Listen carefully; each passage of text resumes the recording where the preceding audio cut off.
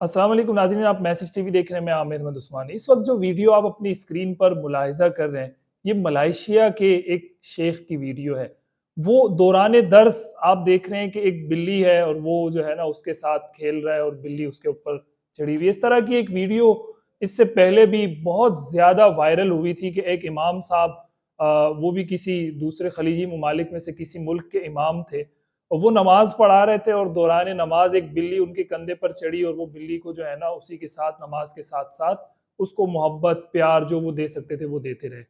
एक कॉन्सेप्ट है दुनिया के अंदर, और वो ये है कि मुसलमान संगदिल होते हैं, मुसलमान दहशतगर्द होते हैं, मुसलमान लोगों को कत्ल करने वाले होते हैं।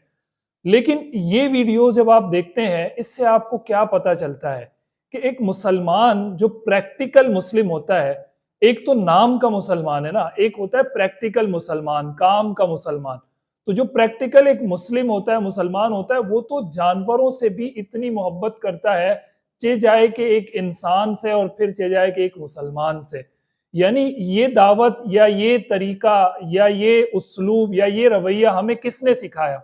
मुसलमान को। ये आप शेख की वीडियो देख रहे हैं, ये दौरान दर्स, हालांकि एक दर्स दिया जा रहा है, बहुत अहम मौका है, लेक्चर दिया जा रहा है, लेकिन साथ में एक बिल्ली आई तो वो उसके साथ खेलने लग गए, उसको प्यार मोहब्बत देने लग गए, उसको मानूस करने लग गए। ये एक प्रैक्टिकल मुस्लिम की जिंदगी है, ये एक प्रैक्टिकल मुस्लिम का रवैया है, ये काम के मुसलमान का एक उसलूब है कि जो मुसलमान होते हैं वो जानवरों को इतना प्यार देते हैं, इतनी मोहब्बत देते हैं कि जानवर उनके साथ मानूस हो जाते हैं, चे जाए कि वो इंसान को तकलीफ दें।